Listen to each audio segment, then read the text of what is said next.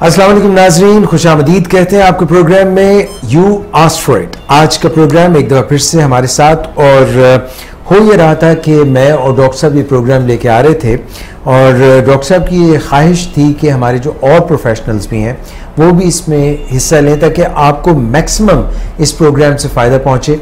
और मैं आज के प्रोग्राम के शुरुका में डॉक्टर सदाकत तो हमेशा की तरह होते हैं। पहले मैं आपको खुशामदीद कहूँगा डॉक्टर सदाकत अली, वंस अगेन आपको वेलकम कहते हैं। सर आप तो जा रहे थे मैच देखने तो मैच कैसे देख सकते थे जबकि प्रोग्राम का टाइम और मैच का टाइम मैच ही नहीं कर रहा। ज़बरदस्त हो गया। We are happy to have you here. मेरे साथ तशरीफ़ रखती हैं शुमाइला बतूल, क्लिनिकल साइकोलॉजिस्ट हैं, असिस्टेंट डायरेक्टर हैं विलिंग वेज की, और she is one of the very popular psychologist here in patients. आपको मैं वेलकम कहता हूँ। और हमारी जो है इसी साल हमें ज्वाइन किया है मिस पारस ने। Miss Paras, thank you very much for being with us. She is also a very upcoming brilliant clinical psychologist. So ये डॉक्टर साहब पूरा पैनल ही आज तो हमने बना लिया।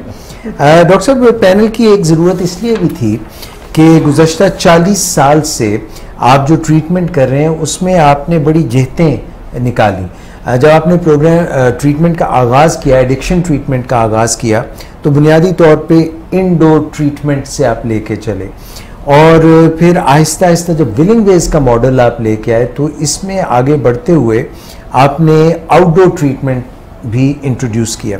और उसको बज़ाहिर शुरू में बहुत मुश्किल नज़र आता था कि इतनी मुश्किल क्रॉनिक डिजीज़ है और उसको कैसे आउटडोर बेसिस पे हैंडल किया जाएगा। तो मैं आज आपसे पूछना चाहूँगा कि ख़ास तौर पे एडिक्शन जो सब्सटेंस एब्यूज़ और फिर अल्कोहलिज्म, इसके जो क्रॉनिक पेशेंट्स होते हैं बड़ी देर से उनकी फैमिलीज़ और ख़ुद जो है इस मुसीबत में गिरफ़्तार होते हैं और उनकी पूरी फैमिलीज़ जो हैं वो भी शैम्बल्स में होती हैं और वो ख़ुद भी शेम में होते हैं। तो इसमें इंडोर ट्रीटमेंट क्या रोल प्ले करता है, आउटडोर ट्रीटमेंट कैसे मुमकिन है, और इस एडिक्शन के चक्कर से, बल्कि घन चक्कर से फैमिलीज़ को और पेशेंट को किस तरह से रिकवरी में लाएं, कैसे रेस्क्यू करें? आपने दुरुस्त कहा कि 40 साल पहले जब मैंने कदम रखा एडिक्शन से रिकवरी के शोबे के साथ, मैंने अपना ताल्लुक़ जोड़ा, तो उस वक्त आउटडोर ट्रीटमेंट का कोई तस्वर दुनिया में कहीं भी नहीं था जी। और पिछले कोई 300 साल से इंडोर ट्रीटमेंट हो रहा था। और जब मैंने इस शोबे में काम का आगाज़ किया तो मुझे वही करना था जो पहले हो रहा था, लेकिन मैं कभी भी इस बात से 100% मुत्तफ़िक नहीं था कि हर पेशेंट के लिए इलाज इंडोर ही होना चाहिए और आउटडोर की कोई ऑप्शन नहीं होनी चाहिए। लेकिन उस वक्त चूँकि दुनिया में रवाज और दस्तूर ऐसा ही था तो मुझे भी वही करना पड़ा। लेकिन बाद फिर बड़ी ज़बरदस्त डेवलपमेंट्स हुई, जैसे दिल की बीमारियों के इलाज में डेवलपमेंट्स हुई, डायबिटीज़ में डेवलपमेंट्स हुई, तो फिर एडिक्शन और दीगर प्राइमरी क्रॉनिक इलनेसेस के इलाज में भी बहुत बेहतरी आई जी। और एडिक्शन अल्कोहलिज्म चूँकि एक बहुत बड़ा मसला है फर्स्ट वर्ल्ड का, जिसे अमेरिका कहते हैं, कनाडा और यूरोप का ये बहुत बड़ा मसला है, तो वहाँ इस पे बड़ी तहकीकात हो रही थी।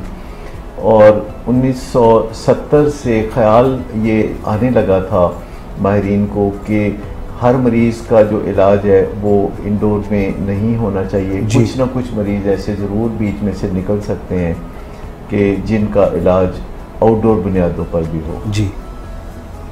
और पिछली सेंचुरी के अख्ताम तक इसमें बहुत पेशरफ्त हो चुकी थी, बहुत आगे बढ़ चुकी थी बात, और दुनिया के चीदा मराकज़ में ऐसे मरीज़ों का इलाज आउटडोर बुनियादों पर होना शुरू हो गया जो बहुत सेल्फ मोटिवेटेड थे, यानी जो खुद से आके सामने कुर्सी पर बैठ जाते हैं कि जी मैं शराब या ड्रग्स को छोड़ना चाहता हूँ, तो आप मेरी कैसे मदद कर सकते हैं। ये पेशेंट तो कोई हिट बॉटम ही हो चुके होंगे, बिल्कुल अपनी ज़िंदगी से तंग आ चुके होंगे, कई कोशिशें करने के बावजूद ऐसी स्टेज पे पहुंचे, क्योंकि अक्सर लोगों को तो मज़े लगे होते हैं, वो खुद आके नहीं कहते मेरा इलाज करो। नहीं, बात इसके बरक्स थी, क्योंकि जो हिट बॉटम हो चुके होते हैं, जिनको बहुत मसाइल होते हैं, जो बहुत बर्बादियों का सामना कर चुके होते हैं, वो समझते हैं कि अब उन्होंने सुधरना है, तो क्या सुधरना है, क्योंकि वो अपनी ज़िंदगी को हर पहलू से बर्बाद कर चुके होते हैं और मायूस हो चुके होते हैं और वो ज़िंदगी में दिलचस्पी खो चुके होते हैं हकीकी मानों में, और उनके लिए जीना मरना कोई ख़ास फ़र्क नहीं रखता। तो ये वो पेशेंट थे जो फंक्शनल थे और ड्रग्स और अल्कोहल इस्तेमाल करते थे और उनकी फंक्शनैलिटी मुतासर होती थी या गिले शिकवे लोगों को पैदा हो रहे थे। तो ऐसे बहुत से लोग आके तो डॉक्टर के सामने बैठने लगे, और ये वो लोग थे जो कामकाज करते थे या फिर यूनिवर्सिटी जाते थे, जिनकी ज़िंदगी में कुछ मुस्बत चीज़ें भी थी और साथ ये मनफी चीज़ यानी एडिक्शन उनकी ज़िंदगी में शामिल थी, और वो किसी न किसी तरीके से कोप कर रहे थे कि एडिक्शन में भी चल रहे थे और ज़िंदगी की राहें भी तराश रहे थे किसी न किसी तरह। तो जो 300 साल से इलाज हो रहा था और ये बीच में नया इलाज सामने आया जो आउटडोर बुनियादों पे मरीज़ों की मदद करने के लिए बहुत कोशां था, तो इसमें पैरामीटर्स ये बनाए गए कि जो लोग फंक्शनैलिटी में बहुत ऊपर दर्जे पे हैं जी, उनको फंक्शनैलिटी से ना रोका जाए, वो अपना फंक्शन करते रहें, ज़िंदगी में वो भरपूर सरगर्मी से हिस्सा लेते रहें और आउटडोर बुनियादों पर उनके साथ बातचीत की जाए और उन्हें ऐसी राहें दिखाई जाएं जिससे कि उनकी फंक्शनैलिटी बढ़ती चली जाए और उनका ड्रग यूज़ या अल्कोहल यूज़ कम होना शुरू हो, और या फिर वो उसे बिल्कुल त्याग दें या तर्क कर दें। ओके। और इसमें कुछ कामयाबियां मिलना शुरू हुई क्योंकि बहुत ज़्यादा मरीज़ों ने रब्ता करना शुरू किया पिछली सेंचुरी के आखिर तक कि वो नशा छोड़ना चाहते हैं, अगरचे अपने आप को रिहेबिलिटेशन सेंटर में कमिट करना उनके लिए बहुत क़यामत खेज़ है, और आज के दिन आज ही नशा छोड़ देना और दुनिया से अलग हो जाना उनके लिए बिल्कुल ऐसे था जैसे पाँव के नीचे से कोई ज़मीन खींच ले।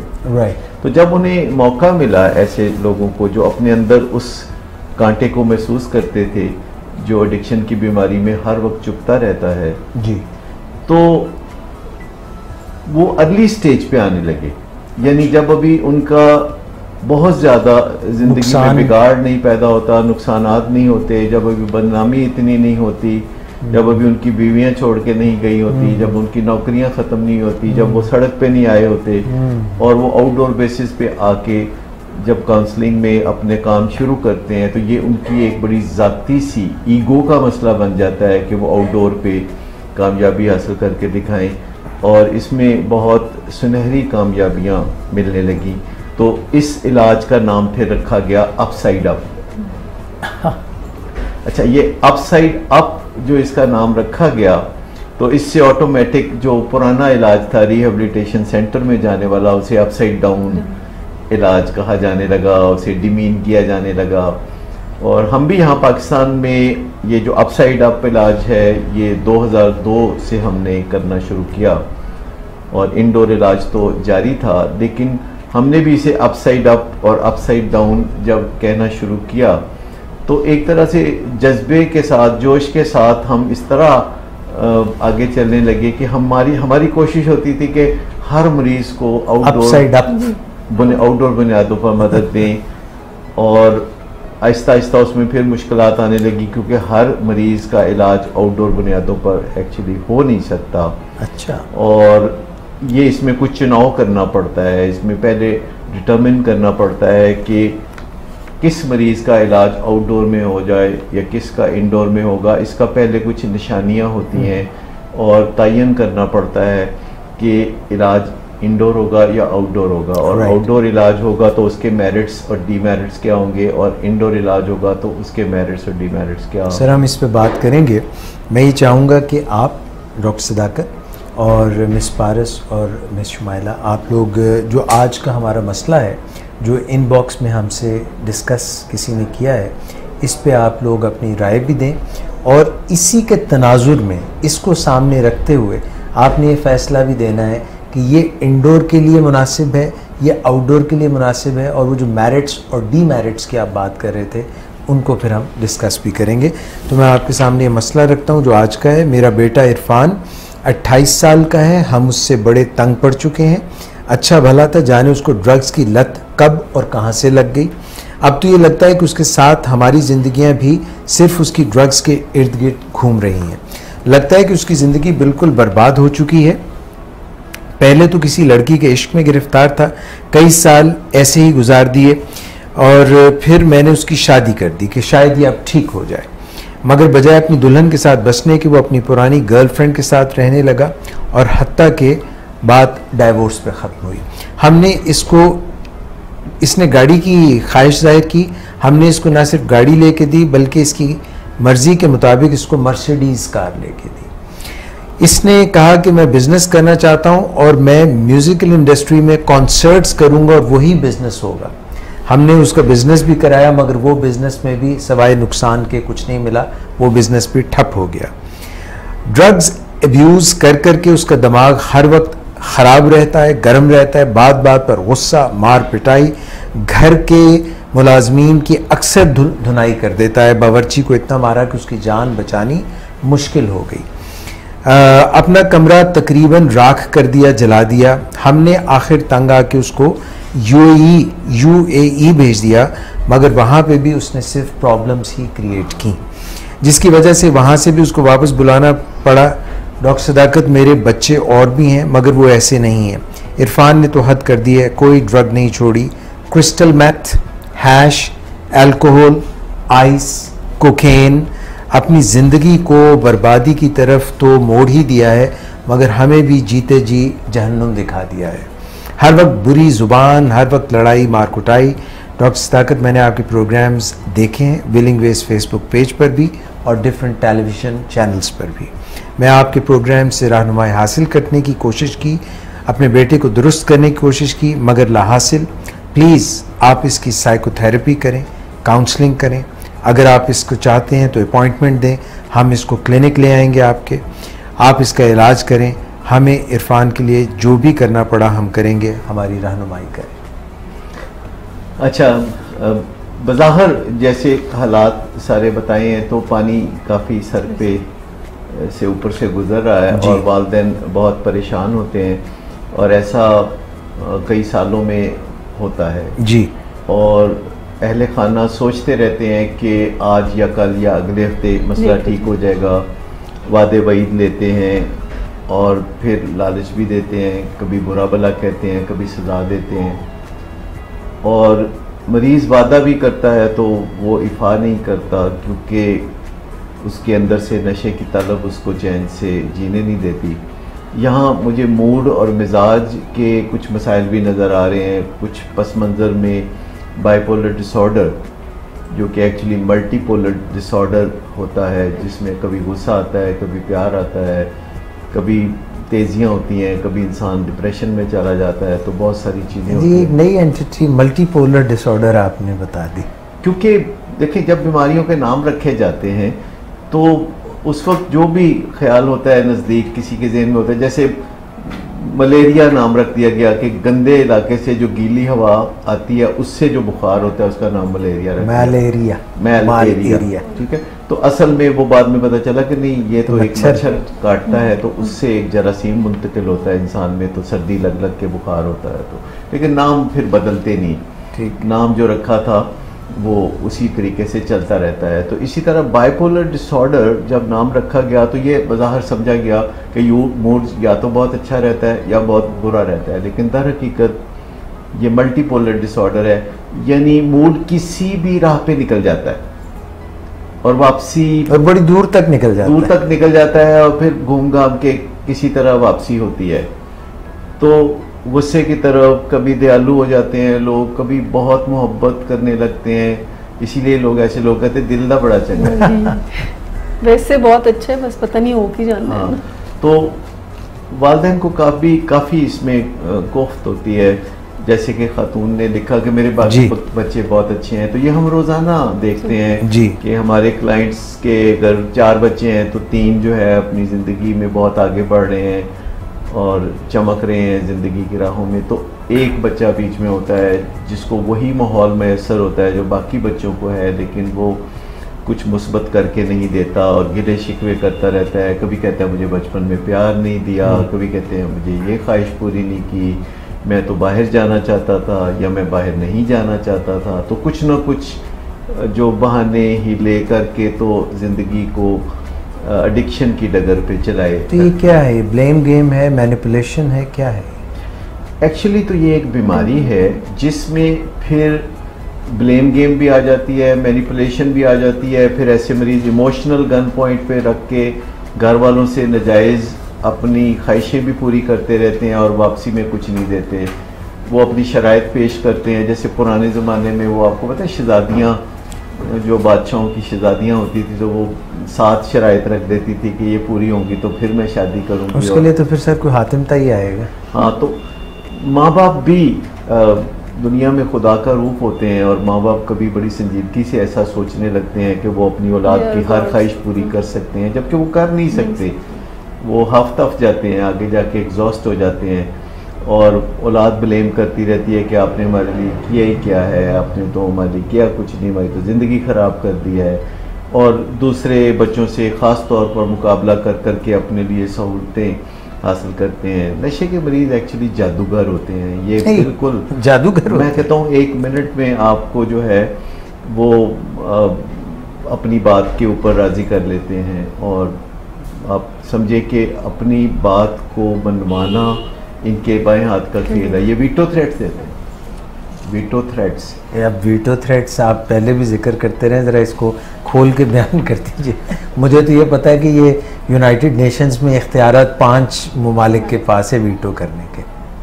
देखिए, अगर तो वीटो वहाँ से आता है जहाँ अथॉरिटी है तो फिर उसको वीटो कहते हैं, लेकिन अगर वीटो वहाँ से आता है जहाँ अथॉरिटी तो नहीं है पर किसी को ये गुमान है बहुत गहराई में कि मेरे माँ बाप चूँकि मुझसे बहुत ज़्यादा प्यार करते हैं और मेरा भला चाहते हैं, तो वो कोई ऐसी थ्रेट देते हैं जिसमें उनका भला नहीं होता और उन्हें पता होता है कि मैं अपना भला चाहता हूँ या नहीं चाहता, मेरे माँ बाप ज़रूर भला चाहते हैं। मतलब मैं खाना नहीं खाऊंगा, ये वीटो थ्रेट है, इससे बात मनवाना। मैं घर से कहीं चला जाऊँगा, मैं फिर यूनिवर्सिटी नहीं जाऊँगा, मैं तो अपने आप को नुकसान पहुँचा लूँगा या मैं अपने वो रिस्क स्लैशिंग कर दूँगा या फिर कर भी लेते हैं। ज़्यादातर नहीं,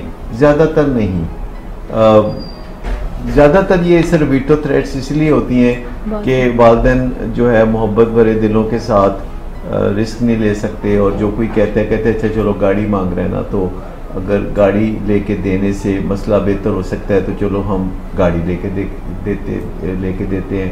तो इस तरह जो वीटो थ्रेट्स हैं इससे मसला बनता नहीं है, बिगड़ता चला जाता है और घर में उल्टी गंगा बहने लगती है और घर में जो असल अथॉरिटी होती है जो माँ बाप के पास होती है वो माँ बाप से खिसकती हुई एक नशे के मरीज़ के हाथ में आ जाती है और वो अपनी मनमानियाँ करने लगते हैं। माँ बाप अगर घर में पहले कोई रूल्स बनाते भी थे तो वो रूल्स जो है फिर वो प्रैक्टिकली वो अमल पजीर नहीं होते, क्योंकि रूल्स हम उनको कहते हैं जिनके कुछ नताइज भी लोगों को फेस करने पड़े। अगर फ़र्ज़ करें आपको ये रूल बताया जाए कि चौक में सुर्ख बत्ती पर रुकना है जी, पर अगर आप निकल जाएंगे तो उसका कोई जुर्माना नहीं है, तो ये कैसा रूल होगा? तो सर यही तो करते हैं सारी उम्र।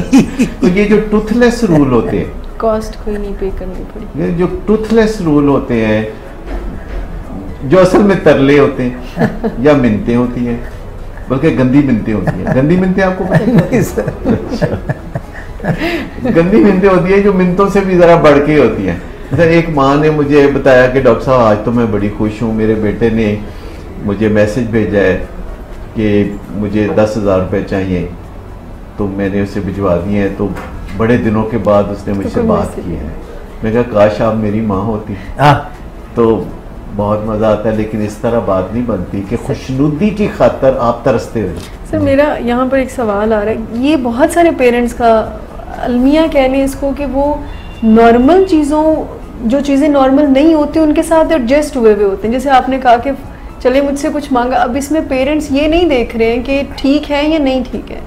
नहीं, बहुत सारी चीज़ें जो ठीक नहीं है उससे कोई इम्यूनिटी डेवलप पेरेंट्स की हो जाती है कि चलें ये घर तो आया ना, चले 3 बजे नहीं तो सुबह आया तो आ तो गया है ना। तो ये क्विक फिक्स जो होता है जिसमें हम आज का अमन रखना चाहते हैं या आज की कोई हम वक्ती ज़रूरत पूरा करना चाहते हैं अपने जज्बात के हवाले से, और इन दी लॉन्ग रन इसके अगर मनफी नताइज हैं तो हम कहते हैं नहीं देखा जाएगा, नहीं इंशाल्लाह सब ठीक हो जाएगा। वैसे तो बच्चा बहुत अच्छा है, क्योंकि ये डायलॉग भी साथ साथ चल रहा होता है कि वैसे है बहुत अच्छा, मतलब पहले 10-20 बातें बताते हैं घर वाले के, यूं करता है, इस तरह शीशे तोड़ता है, मोबाइल कहीं तोड़ चुका है, घर की चीज़ें बेच चुका है, वैसे है बहुत अच्छा। बूढ़े लोगों को सड़क बहुत पार कराता है, मतलब बहुत मेहरबान होता है अजनबी बुज़ुर्गों के साथ, अपने बुज़ुर्गों के साथ नहीं। तो इस तरह की चीज़ें भी साथ चल रही होती हैं। और घर में जो ये सारा रूल्स बदल रहे होते हैं, जिससे मैं कह रहा हूँ कि जितने भी रूल्स होते हैं जो दांतों वाले रूल्स होते हैं, तो वो दांतों के बगैर टूथलेस रूल्स आने शुरू हो जाते हैं। और घर में पता चल जाता है उनको कि हम कुछ भी करेंगे तो हमें कोई नतीजा नहीं भुगतना पड़ेगा, और न्यू नॉर्मल्स बड़े क्रिएट हो जाते हैं। और ज़रा गुस्से से जब देखता है नशे का मरीज़ तो घर वालों की जान निकल जाती है, उन्हें लगता है कि कोई अभी तूफान आ जाएगा, कोई मसला पैदा हो जाएगा।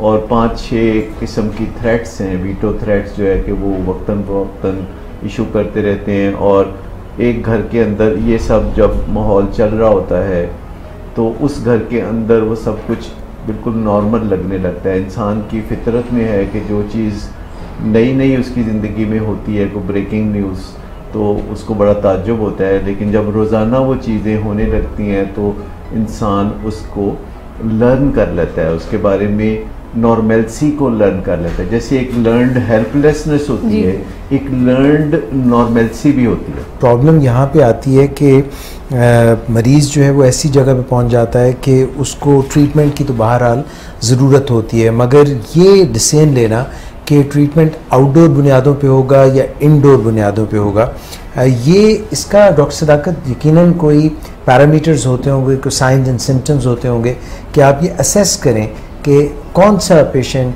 फलां पेशेंट जो है उसको इंडोर हमने ट्रीट करना है या किसी को आउटडोर ट्रीट करना है। 2000 से जब से इंडोर और आउटडोर इलाज अब दोनों ही हो रहे हैं, तो इस बात का फैसला करने के लिए भी पैरामीटर्स उभर कर सामने आ रहे हैं कि किस मरीज़ का इलाज इंडोर में होगा और किस मरीज़ का इलाज आउटडोर में होगा।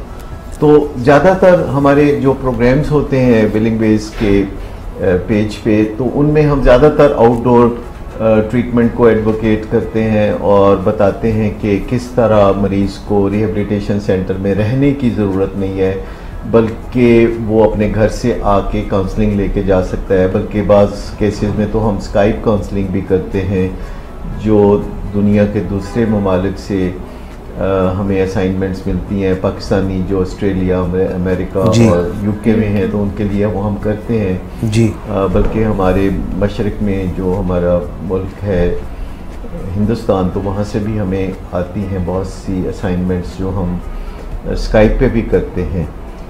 और ये केस टू केस डिफर करता है, मेरिट्स पे होता है। मिसाल के तौर पर जब कोई खुद बजाते खुद कोई नशे की बीमारी में मुब्तला शख्स या बलानोशी की बीमारी में मुब्तला शख्स आके मेरे सामने कुर्सी पे बैठ जाता है और कहता है कि जी मुझे ये मेरे हालात हैं और मुझे मदद चाहिए, मैं नशा छोड़ना चाहता हूँ, मैं शराब नोशी या ड्रग्स को छोड़ना चाहता हूँ, तो मेरे जहन में ये लाइन ऑफ एक्शन चलना शुरू हो जाती है कि ये आउटडोर में करेंगे। ओके अच्छा, फिर मैं उनकी फंक्शनैलिटी को असेस करता हूँ कि आया वो स्कूल, कॉलेज या यूनिवर्सिटी जा रहे हैं, नहीं जा रहे, या जॉब पे वो जाते हैं या नहीं जाते, और उनकी जो फंक्शनैलिटी है, रिलेशनशिप्स, पहले तो फंक्शनैलिटी पे कि वो घर से ऑपरेट ज़्यादा कर रहे हैं, कामकाज कारोबार, या खुद जाते हैं और 9 to 5 अपनी ज़िम्मेदारियाँ टाइमिंग के एतबार से सही तरह कर रहे हैं कि नहीं कर रहे।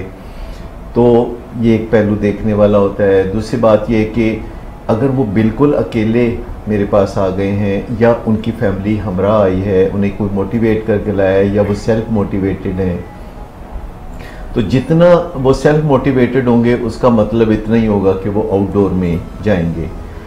और फिर हम ये भी देखते हैं, उन्हें बताते हैं कि देखिए इसमें इलाज में आपको मदद मिलेगी कि नशा छोड़ना आपके लिए आसान बनाया जाए, और जो भी विल पावर आप में मौजूद है उसको सपोर्ट करने के लिए कुछ जो और वसाइल हैं जिनमें दूसरे इंसानों की मदद शामिल है, या स्किल्स शामिल है, या माहौल की तब्दीली, या फिर वो जो एक अपने नफ़ा नुकसान को डेली बेसिस पे जांचना है, और वाइटल बिहेवियर्स उनको सिखाए जाएं या कैसे उनका इलाज किया जाए। तो ये सब इन लाइनों पे गौर करते हैं। फिर ये भी देखना पड़ता है कि उस घर में अफराद कितने हैं, उस घर में सपोर्ट कितनी हासिल है उस पेशेंट को, उसकी बीवी कितनी सपोर्टिव है, और क्या उनको भी काउंसलिंग में शामिल करने से फ़ायदा होगा कि नहीं, और उनके ताल्लुकात दूसरे लोगों से कैसे हैं, और उनके जो लॉ अबाइडिंग सिटीज़न होने के हवाले से भी जब हमें ज़्यादा तसल्ली मिलती है तो ये आउटडोर का मामला है। जब कोई कायदे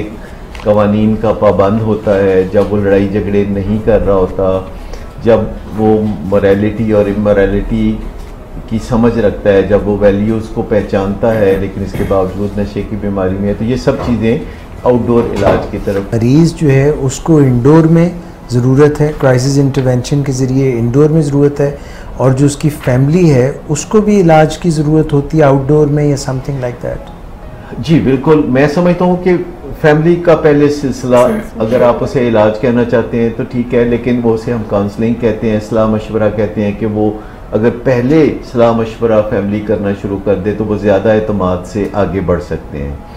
और इसमें तीन चीज़ें हैं। एक प्रोसेस इंटरवेंशन है, जो कि रोज़मर्रा इंटरेक्शन आपका मरीज़ के साथ ऐसा हो जिसके नतीजे में वो आउटडोर इलाज में आने के। प्रोसेस इंटरवेंशन ज़्यादातर आउटडोर इलाज के लिए कारआमद होता है, क्योंकि प्रोसेस इंटरवेंशन आप उन मरीज़ों के साथ कर पाते हैं कि जो फंक्शनल होते हैं, जो कुछ लिहाज करते हैं, जो लड़ाई झगड़ा इतना नहीं करते, जो अपनी ज़िंदगी को तो ख़राब कर रहे होते हैं लेकिन दूसरों तक कभी आँच उसकी नहीं पहुँची होती। तो वो प्रोसेस इंटरवेंशन है कि रोज़मर्रा आपके मेल जोल के दौरान आप एक छोटी सी बात दिन में चंद बार ऐसी कहें कि जिससे अच्छा असर हो और किसी को एहसास हो और वो मदद हासिल करने के लिए तैयार हो जाए।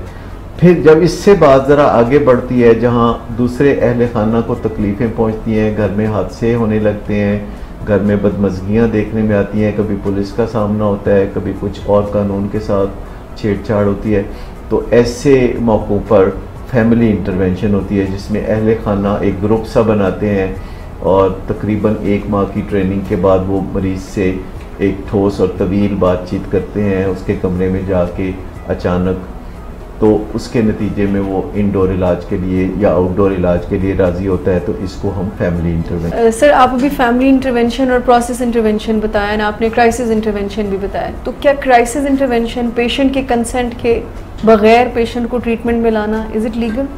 अच्छा, ये काफ़ी बड़ी मिथ है। पाकिस्तान में चूँकि कानून दुनिया से मुख्तलिफ है इस हवाले से कि पाकिस्तान में किसी भी किस्म का नशा करना गैर कानूनी है, शराब का या ड्रग्स का या जो भी स्ट्रीट ड्रग्स हैं या जो इस तरह की सारी ड्रग्स हैं जो मूड ऑल्टरिंग ड्रग्स हैं या माइंड ऑल्टरिंग ड्रग्स हैं। तो पाकिस्तान में चूँकि ये बहुत बड़ी गैर कानूनी हरकत है बज़ाते खुद नशा करना, और इसकी काफ़ी बड़ी सज़ाएँ हैं नशा करने की भी, तो इस लिहाज से यहाँ जो कानून है वो अमेरिका या यूरोप या ऑस्ट्रेलिया से मुख्तलिफ है, जहाँ कानूनी तौर पर ख़रीदा हुआ नशा करना जुर्म नहीं है। तो यहाँ चूँकि जो लोग भी नशा करते हैं वो बज़ाते खुद एक जुर्म के मुर्तकिब होते हैं, तो ऐसे लोग जिनके अपने हाथ साफ नहीं होते, जो किसी जुर्म के मुर्तकिब हो रहे होते हैं, तो वो कानून की मदद इस मामले में ले नहीं सकते। हैविंग सेड दैट, ऐसा बाकायदा कानूनी वर्डिक्ट मौजूद है लाहौर हाई कोर्ट में, ये फैसला हो चुका है कि नशे के मरीज़ का इलाज उसकी मर्ज़ी के ख़िलाफ़ भी हो सकता है। और उस फैसले में एक फ़िक्रा लिखा हुआ था जो कि मुझे अभी भी जहन में अच्छी तरह याद है कि नशे के मरीज़ जिनका इलाज उनकी मर्ज़ी के ख़िलाफ़ हो, उन्हें अपने सितारों का शुक्रिया अदा करना चाहिए। They should thank their stars कि उनके माँ बाप ने इतनी मोहब्बत भरी कोशिश और जिद्दोजहद की, स्ट्रगल किया और उनको इलाज में लेके गए और उन पर मेहनत की, रुपया पैसा सर्व किया और उनकी ज़िंदगी को बेहतर बनाने की कोशिश की। तो ऐसा फ़ैसला लाहौर हाई कोर्ट का मौजूद है जिसको चैलेंज नहीं किया गया पिछले 15 साल में, तो वो मौजूद है। तो जो लोग भी वो फ़ैसला हासिल करना चाहें, उसकी कॉपी हासिल करना चाहें, तो विलिंग बेस से वो हासिल कर सकते हैं, ताकि अगर उनके जहन में ये है कि ये कोई गैर कानूनी चीज़ है, तो ऐसा नहीं है। बज़ाते खुद यहाँ पहले नशा करना ही बहुत बड़ी गैर कानूनी हरकत है। पिछले 300 साल से एक बीमारी के इलाज में पेशरफ्त हो रही है, और पुराने इलाज को अगरचे अब अपसाइड डाउन कह के थोड़ा सा डिमीन किया जाता है, लेकिन वो बड़ा बुनियादी और ख़ूबसूरत इलाज है, और उन मरीज़ों के लिए ज़िंदगी की नवीद है जिनका सब कुछ बर्बाद हो गया होता है, जिनको घर में बर्दाश्त करना अहले खाना के लिए मुश्किल हो गया होता है, जिनकी बीवियां उन्हें छोड़ के जाने के लिए पर तोल रही होती हैं, और नौकरी से उनको जवाबा हो गया होता है। तो ऐसे मरीज़ों की ज़िंदगी को बेहतर बनाने के लिए ये जो अपसाइड डाउन मॉडल कहते हैं, जिसमें एक दफ़ा तो आप जब किसी की मर्ज़ी के ख़िलाफ़ उसको इलाजगाह में दाखिल करते हैं, तो उसके पाँव के नीचे से ज़मीन निकल जाती है कि दुनिया से राब्ता कट गया, और उसका सेल फ़ोन अब उसके पास नहीं है, और वो अपने घर में नहीं है, और वो एक महदूद क्वारंटीन में है जहाँ उस तक नशा नहीं पहुँच सकता। तो एक दफ़ा तो उसको काफ़ी मुश्किल लगता है, लेकिन फिर अगर कोई हमदर्दी से इलाज में आगे बढ़ रहा हो, और विड्रॉल मैनेजमेंट अच्छी हो, यानी अलामात पसपाई का इलाज अच्छा हो, यानी नशा छोड़ने से जो तकलीफ़ें होती हैं उनको अच्छी तरह इलाज का मैनेज करे, मेडिकल हेल्थ बहुत अच्छी हो, जैसे कि विलिंग वेज में मेडिकल स्पेशलिस्ट्स हैं जो कि विड्रॉल मैनेजमेंट करते हैं, साइकेट्रिस्ट हैं, 20 के करीब साइकोलॉजिस्ट जो ज़्यादातर पोस्ट ग्रेजुएट है। ये सिर्फ लाहौर की बात है? मैं सिर्फ लाहौर की बात कर रहा हूँ, बाकी जगहों पे भी ऐसा ही है, हमारे यहाँ कराची और इस्लामाबाद में भी। तो जब एक इतना माहौल अच्छा हो जहाँ उनके साथ नॉन रिडिक्यूलिंग एटीट्यूड हो, उनका मजाक ना उड़ाया जाए, उन्हें इज्जत दी जाए, एक बुनियादी इज्जत दी जाए क्लाइंट होने के नाते। अगर कोई उन्होंने बुरी हरकतें की हुई हैं तो वो अपनी ज़िंदगी ख़राब की हुई है, आपको तो कोई हक नहीं पहुंचता कि उनके साथ कोई ऐसा रवैया रखें जिससे उन्हें शेम फील हो या उन्हें एहसास कमतरी फील हो। बल्कि आप लोग शेम हीलिंग पे भी काम करते हैं। तो पहले दिन ही जब आते हैं तो हम कहते हैं आपको आपकी मर्ज़ी के ख़िलाफ़ लाया गया, इस पर आपसे अपोलोजाइज़ करते हैं, हमें इससे कोई और बेहतर तरीका नहीं नज़र आया, और फिर हम उनसे पूछ लेते हैं कि वैसे आप बता दीजिए कि कोई और ऑप्शन थी आपके। सर एक यहाँ पे सवाल अली हसन ने किया, कहते हैं mostly patients come into the treatment through crisis intervention and later on they say that if the family had talked about it at home earlier we could have willingly come to willing ways। अच्छा, ये ऐसे ही I think patients बाद में कहते हैं, बाज़ patients कहते हैं कि जी मुझे बता देते तो मैं आ जाता, लेकिन मैंने अब तक हर आने वाले पेशेंट से चूँकि माफ़ी मांगना सबसे पहले ये मेरे फ़राइज़ मनसबी में शामिल है कि जो भी आता है किसी टीम के साथ तो आते ही मेरे साथ मुलाकात होती है और एक इंटरव्यू होता है, एंट्री इंटरव्यू हम उसको कहते हैं। फिर एक जब इलाज हो जाता है तो पेशेंट जा रहा होता है तो उसको एग्जिट इंटरव्यू हम कहते हैं। कितनी देर में एंट्री और एग्जिट इंटरव्यू के दरमियानी?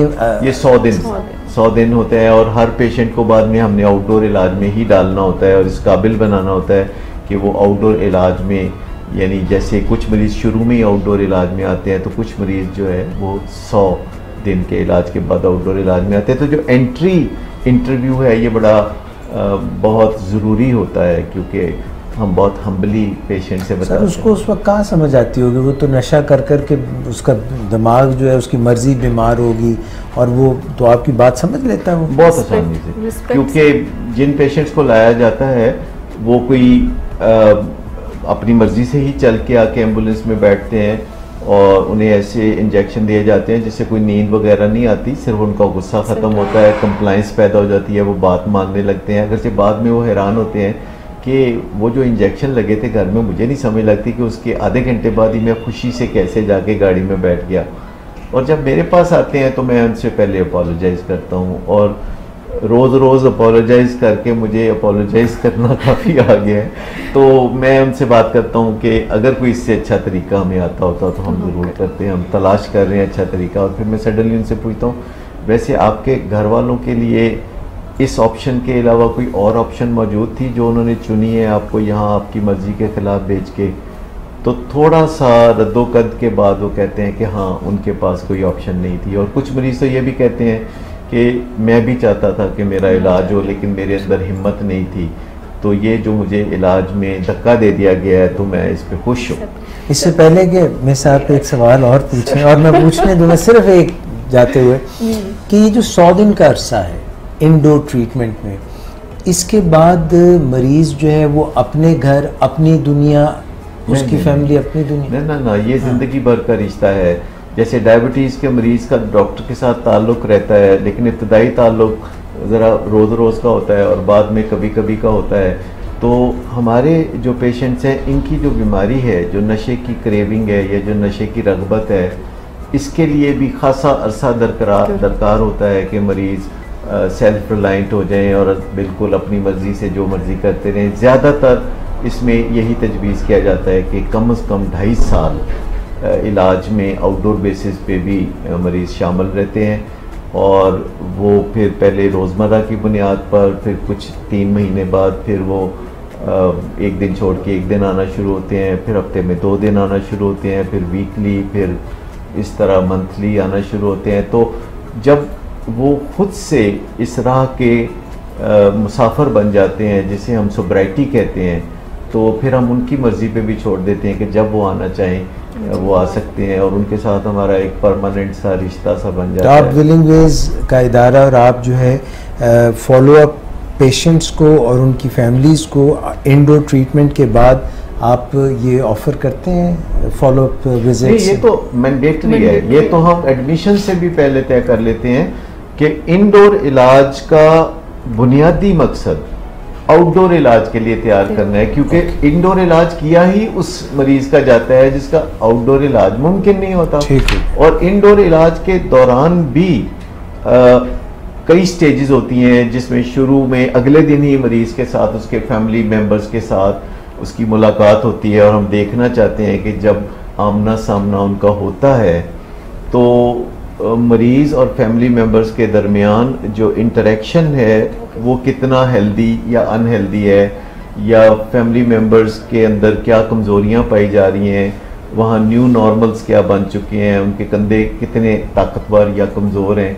अच्छा, पेशेंट्स की फैमिलीज उनसे मिलती रहती हैं अगले दिन? जिस दिन मरीज़ दाखिल होता है, हमारी बुनियादी शर्त यही होती है विलिंग वेज में कि आप अपने पेशेंट को अबेंडन नहीं कर सकते, आपको उसे फेस करना है। जैसे बाकी मरीज आप अस्पताल दाखिल करवाते हैं तो फिर आप उन्हें जा के मिलते हैं, आप उन्हें अकेले नहीं छोड़ देते। तो अटेंडेंट्स भी साथ रहते हैं? नहीं, अटेंडेंट साथ नहीं रहते। वैसे कोई रहना चाहे तो हमें एतराज़ कोई नहीं है, लेकिन वैसे अटेंडेंट साथ रहने की ज़रूरत नहीं। लेकिन अगर कोई रहना चाहे तो फिर हम कहते हैं कि जी पहले आप 1 हफ्ते की ट्रेनिंग कर लें, तो फिर आप भी साथ रह लें। क्योंकि जैसे फैमिली को सेफ बनाना ज़रूरी होता है, इसे हम पेशेंट सेफ कहते हैं, कि फैमिली को पेशेंट सेफ बनाना, क्योंकि इस बीमारी में आहिस्ता आहिस्ता फैमिली बजाते खुद मरीज़ के लिए सेफ नहीं रही होती। वो कभी उसको डांट रहे होते हैं, फिर अगले दिन पैसे दे रहे होते हैं कि जाओ कर लो नशा, और वही इजाज़तें नहीं दे रहे होते और फिर वही इजाज़तें दे रहे होते हैं। तो फैमिली को ठोस बनाना, फैमिली को कायदे कवानीन का पाबंद बनाना, असर्टिव बनाना, और ये जो मरीज़ दाखिल होता है तो फैमिली को फ़ौरन ट्रेनिंग उसकी मिलती है, 1 दिन की ट्रेनिंग, और अगले दिन वो मिलते हैं और उसको हम टच एंड गो मीटिंग कहते हैं। ठीक, टच एंड गो मीटिंग के हवाले से भी सर मेरा सवाल है, लेकिन उससे पहले क्राइसिस इंटरवेंशन, बिकॉज यहाँ पर जब हम इंक्वायरीज को डील करते हैं ना, तो वहाँ पर पेरेंट्स का एक खौफ सामने आता है कि जब हम उनको इंडोर और आउटडोर का बताते हैं और क्राइसिस इंटरवेंशन का बताते हैं, कि वो कहते हैं जी हमारा मरीज़ मानता नहीं, तो हम कहते हैं ये भी एक ऑप्शन है। तो बहुत सारे पेशेंट्स का सर ये खौफ होता है कि नहीं, ये हम नहीं कर सकते, बिकॉज इससे वो फिर हमें कभी माफ़ नहीं करेगा। माफ़ तो वो वैसे भी नहीं कर रहा होता। हर रोज़ कचहरी तो लग रही होती है घर वालों की, हर रोज़ उन्हें कटहरे में तो वो खड़ा कर ही रहा होता है और रवैये ख़राब कर ही रहा होता है। लेकिन मैं आपको बताऊं कि इंसान बदलता है। हम लोग अक्सर ये दुनिया में कहते रहते हैं ये कोई नहीं बदलता, लेकिन अगर हम अपनी ज़िंदगी पर नज़र डालें तो गुज़रते हुए वक्त के साथ हमारे इर्द गिर्द जो साथी होते हैं, स्कूल में साथ पढ़ने वाले होते हैं या ख़ानदान के लोग होते हैं, वो बदल रहे होते हैं और ज़्यादातर लोग बेहतरी की तरफ बदल रहे होते हैं। सो मोटिवेशन खाली अंदर की चीज़ नहीं है, मोटिवेशन जो है बाहर से भी दी जा सकती है। रोज़ाना टेलीविज़न पे जो एडवर्टाइजमेंट्स होती हैं तो ये बाहर से मोटिवेशन है ना। आप समझते होंगे कि आप अपनी मर्ज़ी की टूथपेस्ट इस्तेमाल करते हैं, लेकिन हकीकत ऐसा नहीं है। आप समझते होंगे कि दिन में बेशतर फैसले आप अपनी मर्ज़ी से करते हैं, लेकिन अगर आप गौर करेंगे, ट्रेस करेंगे, तो उनकी जड़ें बहुत दूर तक फैली होती हैं आपके फ़ैसलों पे।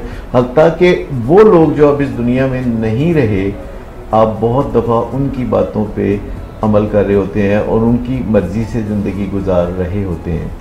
और इंसान को मान बड़ा है कि वो बहुत अपनी मर्ज़ी वाला है, लेकिन इंसान कानून का कच्चा है, वो गलेबल है, वो दूसरों की मर्ज़ी का पाबंद है। और जब ज़्यादा लोग मिल के या एक मौसर इंसान किसी से बात करता है तो बहुत बड़ी तब्दीलियाँ आती हैं। तो ये जो खौफ है कि इलाज के बाद मरीज़ हमें कोई नुकसान पहुँचाएगा या हमसे गिला शिकवा करेगा, ऐसा कभी मैंने किसी को बाद में शिकायत करते नहीं पाया।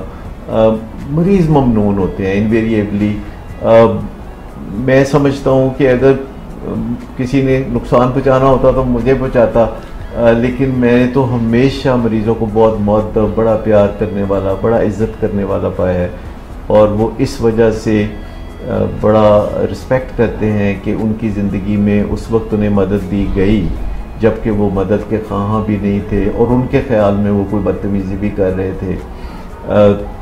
मेरे अंदर तहम्मुल पैदा करने में मेरे मरीज़ों ने बड़ा किरदार अदा किया। और मेरी ज़िंदगी में अगर नशे के मरीज़ ना आए होते तो मैं इतना सब्र तहम्मुल के साथ ज़िंदगी कभी भी गुजारना नहीं सीख सकता। तो मेरे तो ये उस्ताद लोग हैं ना। सही, बिल्कुल एग्री करेंगे, हम बहुत सीखते हैं पेशेंट से। हाँ, हम रोज़ सीखते हैं और हम लोग बड़ा हम्बल होके अपने मरीज़ों और उनकी फैमिलीज़ के साथ पेश आते हैं। जिसे कहते हैं ना, नौकर की ते नखरा की। ना हमारा रवैया अपने मरीज़ों, क्लाइंट्स के साथ वैसे नहीं जैसे डॉक्टर ज़रा पीर मुर्शद बन के मरीज़ों से डील करते हैं। हमारा शोबा ऐसा है, इसमें हम ह्यूमिलिटी जो है उससे ज़्यादा अच्छे नताइज पैदा करने का मौका मिलता है। और हम अपनी पेशा वराना ज़िंदगी के अंदर ह्यूमिलिटी के साथ चल रहे होते हैं। और कहीं हम 5 स्टार होटल में चले जाएं तो नखरा नुखरा हम कर सकते हैं, लेकिन जहाँ हमारा वास्ता हमारे अपने मरीज़ों से या उनके वालिदैन से होता है तो हम बहुत बेहतरी इसी में समझते हैं और अच्छे नताइज भी इसी तरह पैदा होते हैं। ये जो टच एंड गो मीटिंग्स होती हैं, ये सारा रोल प्ले करती हैं। जो इब्तदाई 15 दिन में जो मीटिंग होती है उनको हम टच एंड गो मीटिंग्स कहते हैं, जिसमें फैमिली आके पेशेंट को मिलती है और फैमिली तो आपको कर रही होती है कि मरीज़ उनसे कोई बुरा सलूक करेगा और मरीज़ को ख़ास बुरा सलूक नहीं करता, छोटी मोटी चूँ चूँ कर सकता है। लेकिन अहले खाना को हम बता देते हैं कि वो क्या कहे तो आपने क्या कहना है और वो कैसे उसके रवैयों को आपने मोल्ड करना है। और 5वीं 6ठी मुलाकात में मरीज़ काफ़ी अच्छे एडजस्ट हो जाते हैं, क्योंकि वो अनकॉन्शियस लर्निंग उनकी हो रही होती है। उन्हें पता होता है कि जब तक हम इलाज के हक़ में बात करेंगे तो हमारी फैमिली पास ठहरेगी, और जब हम इलाज के ख़िलाफ़ बात करेंगे तो फैमिली खिसकना शुरू होती है कि अच्छा फिर कल आएंगे। तो इससे मरीज़ सीखता है कि जब मैं जाने की बात करता हूँ तो फैमिली खिसकना शुरू हो जाती है, और फिर कल आने की बात करते हैं तो फिर फैमिली चूँकि बड़ी प्यारी होती है मरीज़ों को भी, अगरचे वो कह रहे होते हैं कि मुझे नहीं परवाह, मुझे नहीं परवाह, लेकिन हकीकत में हर एक को अपनी फैमिली प्यारी होती है। और बीमार आदमी को तो फैमिली बहुत ही प्यारी होती है। आप देखें ऐसे वर्कहॉलिक्स होते हैं जो फैमिली की परवाह नहीं करते और फिर दिल के दौरे के साथ जब अस्पताल में बिस्तर पे पड़े होते हैं तो फिर वो बीवी का हाथ नहीं छोड़ रहे होते, बच्चों का हाथ नहीं छोड़ रहे होते। तो जब इंसान कमज़ोर लम्हात में होता है या बीमार लम्हात में होता है तो उसको अपनी फैमिली की सपोर्ट की बहुत ज़रूरत होती है। तो ये टच एंड गो मीटिंग्स में हम फैमिली को सिखाते हैं कि किस तरह आपने बड़ी ठोस बातचीत करनी है, डर्टी क्वेश्चन नहीं करने। कुछ आप बताएंगे, आप तो रोज़ डील करते हैं। जी sir, touch and go basically तो ट्रेनिंग ही होती है फैमिली की, जो हम फैमिली के साथ एक प्रोग्राम बनाते हैं कि उन्होंने इन 100 दिनों में क्या क्या सीखना है, इमोशनल मैनेजमेंट और वो सारी। सो टच एंड गो में एक हम यहाँ पर फैमिली को ट्रेनिंग देते हैं डर्टी क्वेश्चंस नहीं पूछने। अब वो डर्टी क्वेश्चन क्या है, कैसे आप नींद अच्छी आई, खाना खाया, या ये वो सब। इसमें बुराई सर ये है कि मुझे बताएं जिनको उनके कंसेंट के बगैर लाए जा रहे तो वो ये क्या कहेगा, मैं बहुत मजे में हूँ। नहीं, वो तो कहेगा उसका नेगेटिव मैंने छड़ गया थे बड़ा गलत। सो ऐसे सवाल पेशेंट को, जो कि एक्चुअली में पेशेंट की जो कंडीशन है वो बेहतर होती है। और फैमिली वैसे तो जब हमारे पास वैसे इंक्वायरी के लिए आ रही होती है तो तकलीफ में होती है, जब वो यहाँ पर पेशेंट को छोड़ देते हैं तो एक्चुअली में वो बहुत सुकून में होते हैं। तो डर्टी क्वेश्चन फैमिली को कहा जाता है कि नहीं, वो शुरू में टच एंड गो कोई 3 से 5 मिनट की होती है, शुरू में खड़े खड़े होती है। फैमिली मोटिवेशन को मैसेज ये देना होता है कि आप इनकी मोटिवेशन को ज़रा हाई करें कि चीज़ें बेहतर हो जाएंगी, ये अच्छा फ़ैसला है जो हमने लिया है और तुम अच्छे लग रहे हो, ये इस तरह की बात। जैसे वो कहते हैं कि तुसी अच्छा नहीं, आपने अच्छा नहीं किया, आई विल सी यू, अच्छा मैं ये नशा करता हूँ अब आकर मैं हेरोइन करूँगा, थ्रेट देना शुरू करता है, तो मैं यहाँ पर या तो अपने आप को मार लूँगा या इनको किसी को नुकसान पहुँचा दूँगा। तो जब फैमिली को इस तरह के सवाल हमने ट्रेन किया होता है कि वो ये करेंगे तो ये करना है आपने, तो वो कहते हैं अच्छा फिर हम कल आएंगे।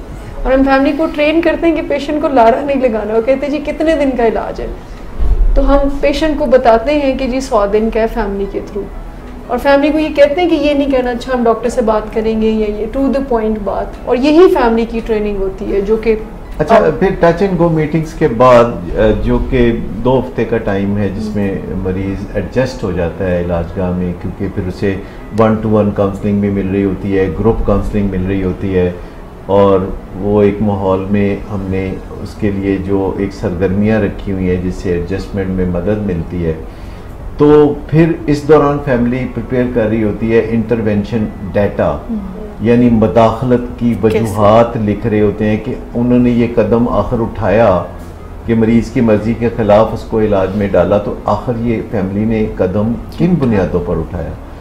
ये जो बुनियादें हैं जिन बुनियादों पर कोई ख़ानदान के लोग मिल के ये कदम उठाते हैं, तो वो इनको बाकायदा फिर कागज़ पे लिखते हैं और तफसील से लिखते हैं, वाक़यात की रोशनी में लिखते हैं कि वो छोटी ईद के मौके पे मैंने ये देखा था, फलां मौके पे पुलिस में जब फंस गए थे किसी कानून को तोड़ने की वजह से, नशे की वजह से, या घर पे कोई डिसरप्शन कॉज की थी, खिड़कियाँ शीशे तोड़े थे या कुछ ऐसा काम किया। तो मरीज़ को तो सब पता ही होता है। नहीं, पता नहीं होता। मैं आपको बताऊं कि इंसान के दिमाग में बड़ी खूबी है ऐसी चीज़ों को बुला देने की जो उसको अच्छी नहीं लगती या पुरानी हो जाती हैं, तो उनको रिफ़्रेश करने की ज़रूरत होती है। कुछ चीज़ें हमारी मेमोरी के बहुत पीछे नेहा खानों में छुपी होती हैं और कुछ चीज़ें बिल्कुल अप फ्रंट सामने फ्रेश होती हैं। तो कोई 3 हफ्ते जब मरीज़ को गुजरते हैं इंडोर ट्रीटमेंट में, तो एक सेरेमनी होती है जिसको हम इंटरवेंशन डाटा प्रेजेंटेशन सेरेमनी कहते हैं। अच्छा, वो बैंड बाजा बजता है। हाँ, वो सारे फैमिली मेंबर मिल के अपने मुशाहदे में जो वाक़यात होते हैं जिनके पीछे नशे की बीमारी होती है और जिनसे कोई नुकसान हुआ था या जिनसे कोई एम्बैरसमेंट हुई थी या कोई हादसा हुआ था या जिसकी वजह से इलाज का ख्याल आया, मुदाखलत का ख्याल आया, इंटरवेंशन का ख्याल आया, तो 1 by 1 प्रेजेंट करते हैं, फिर मरीज़ उनका जवाब देता है। ये सब चीज़ें साइंटिफिकली होती हैं। तो अहले खाना को हम ये भी सिखाते हैं कि इज़्ज़त के साथ अपनी मरीज़ की ज़िंदगी में अगर मुदाखलत की ज़रूरत है तो वो कैसे करें। ये आम लोगों को भी ज़रूरत पेश आती है। डायबिटीज़ के मरीज़ भी इलाज कोई कराने के लिए राज़ी नहीं होते। दिल के मरीज़ जिनको स्टेंट्स की ज़रूरत होती है वो दूर भागते हैं, वो जेल रोड से गुजरना छोड़ देते हैं, पंजाब इंस्टीट्यूट ऑफ कार्डियोलॉजी के करीब से भी नहीं गुजरते। मैं एक ऐसे बहुत बड़े साइकियाट्रिस्ट को जानता हूँ जिनको दिल की बीमारी थी, जिनको अशद ज़रूरत थी, उनके दिल की 4 खून की नालियाँ बंद थी और उनको सारी दुनिया कायल करती रही कि आप जाके अपना इलाज करवाएं और अपने दिल के मामलात को ठीक करवाएं, तो वो किसी तरह राज़ी नहीं होते थे। फिर उनके एक असिस्टेंट ने, जो कभी मेरे साथ भी काम करता रहा था, उनको बहला फुसला के पंजाब इंस्टीट्यूट ऑफ कार्डियोलॉजी के सामने जो मैकडोनल्ड्स है वहाँ तक लाए और वहाँ से इस बहाने के यहाँ मुझे कोई काम है अंदर ले गए और वहाँ आगे डॉक्टर्स पहले से तैयार बैठे थे और उन्होंने, ये तो मुदाखलत हो गई, मुदाखलत बराए इलाज। लेकिन मैं आपको बताऊं कि उनकी कंडीशन इतनी तशवीशनाक थी जिस वक्त उनको इलाज में डाला गया कि वो जांबाज ना हो सके। एक बहुत ही लाइक फाइक प्रोफेशनल साइकियाट्रिस्ट अपनी ज़िंदगी से इस तरह उन्होंने हाथ धो दिया कि उन्होंने अपने आप को अपनी ताकत की वजह से इलाज से महरूम रखा। मैं आपको बताऊं, जो ताकतवर मरीज़ होते हैं, जो अमीर मरीज़ होते हैं, जो स्टेटस वाले मरीज़ होते हैं, जो बड़े खिलाफ काम करते हैं, वो उनका इलाज फिर बहुत मुश्किल हो जाता है क्योंकि वो अपनी अथॉरिटी को अपने इलाज की राह में खड़ा कर देते हैं। लेकिन प्यार करने वाले अहले खाना कोई ना कोई मदाखलत का तरीका ज़रूर निकालते हैं, वो हाथ पे हाथ धरे नहीं बैठे। डॉक्टर साहब, हम तकरीबन प्रोग्राम के अख्ताम पे पहुंच चुके हैं। ये बताइए कि इरफान के लिए जो कि पॉली ड्रगिंग कर चुके हैं, hash, ice, crystal math, alcohol और हैश और जाने क्या क्या, इनके लिए कोई, इनकी अम्मी के लिए कोई अच्छी खबर है? इनके लिए कोई चांस है? Can we create some crisis intervention, जैसे आपने कहा है, कोई मुदाखलत बराए इस्लाह हो सकती है, या it is a hopeless case now? नहीं, होपलेस केस कोई नहीं होता, लेकिन मुझे आपकी बात सुन के हैरत हुई। वो कहते हैं सारी रात हीर वारिशा सुनते रहे और सुबह उठ के पूछा कि हीर बंदा सी के बुड्ढी। तो अब कोई आपको शुबा रहा कि इरफान का जो इलाज है वो इंडोर में होना चाहिए, अगरचे हम आउटडोर इलाज के बहुत ज़्यादा अलमबरदार हैं, लेकिन हम एक्चुअली लोगों की बेहतरी के अलमबरदार हैं। और इरफान का जो मामला है, जितनी डेवस्टेशन उनकी वालदा ने बताई है और ख़ानदान जिस किस्म की ज़हनी तकलीफ़ों में से गुज़र रहा है, तो ऐसे मरीज़ की ज़िंदगी में एक एक गुज़रता पल, एक एक दिन जो है वो ख़तरात की तरफ बढ़ रहा है। और नशे की बीमारी जितनी मुश्किल तकलीफ़ दे है, इतनी ख़तरनाक भी है। तो मैं कहूँगा कि इन्हें फिलफौर अपने मरीज़ को इंडोर इलाज में डालना चाहिए और सारी फैमिली को फिर भरपूर मेहनत करनी चाहिए वो स्किल सीखने के लिए, ताकि जो इलाज है उसको कारआमद बनाया जाए। फैमिली को पेशेंट सेफ बनाना तो इलाज करने वालों का काम है, लेकिन फैमिली का वक्त की इन्वेस्टमेंट के लिए तैयार होना। देखिए, लोग रुपए पैसे की इन्वेस्टमेंट के लिए बड़ी आसानी से तैयार हो जाते हैं, लेकिन मैंने देखा है कि लोग वक्त की इन्वेस्टमेंट के लिए तैयार नहीं होते। लोग शेम में होते हैं, वो कहते हैं जी साढ़े मरीज़ का इलाज करो, असते ठीक ही हाँ, तो बस साढ़े सपुर्द किया तुसी करो। नहीं, ऐसे नहीं होता। जबकि साइकेट्रिक प्रॉब्लम्स के लिए सबसे ज़्यादा सोशल सपोर्ट की और फैमिली सपोर्ट की हर बीमारी से निकलने के लिए वो कहते हैं इट टेक्स अ फैमिली। तो फैमिली में जब मिलजुल कर हम काम करते हैं तो टुगेदर वी विन।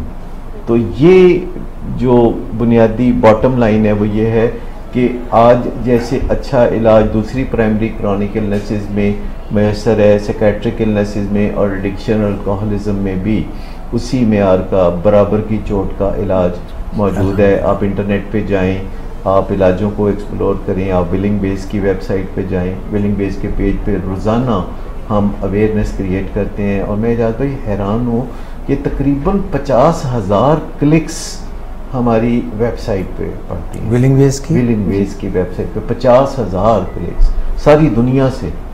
मैं किसी वक्त हैरान होता हूँ कि ये बीमारी क्या वाकई इतनी ज़्यादा फैल गई है कि जहाँ कोई एडिक्शन या अल्कोहलिज्म के हवाले से दुनिया में कहीं भी गूगल पे कोई कीवर्ड्स लिखता है तो विलिंग बेस की वेबसाइट जो है इमर्ज करके सबसे ऊपर आ जाती है।